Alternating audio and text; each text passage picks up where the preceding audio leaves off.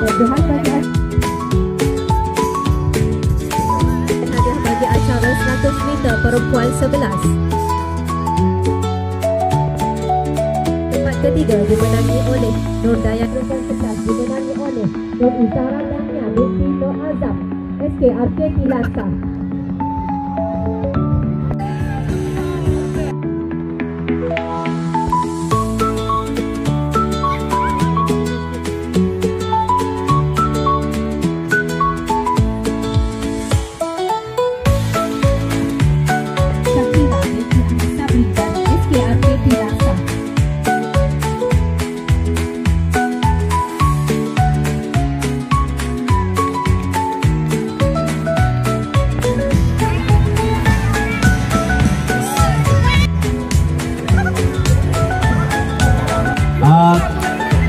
Kejohanan olahraga sekit kelompok 5 Sungai Siput. Alhamdulillah majlis kita berjalan dengan baik dan insyaAllah kita akan teruskan latihan untuk peringkat pusat.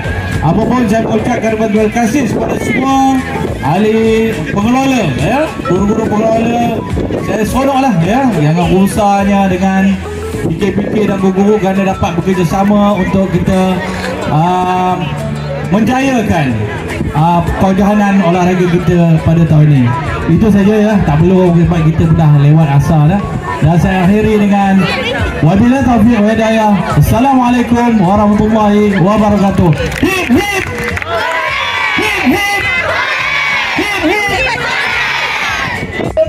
Tempat ke-10 SK Serali 1 pingat emas 1 pingat perak. Tempat ke-8 berkongsi 2 buah sekolah SK Metodis dengan SK Arke Tilasa. SK Arke Tilasa dapat 1 pingat emas 2 pingat perak 1 pingat gangsa. SK Metodis 1 pingat emas 2 pingat perak 1 pingat gangsa. Tempat ke-7 SK Pelop 1 1 pingat emas 3 pingat perak 2 pingat gangsa. Tempat ke-6 SK Kampung Mambo 2 pingat emas 2 pingat perak. Tempat ke-5 SK Troso 2 pingat emas 4 pingat perak 4 pingat gangsa. Tempat ke-4 SK Sungai Siput Utara 3 pingat emas 1 pingat perak 4 pingat gangsa.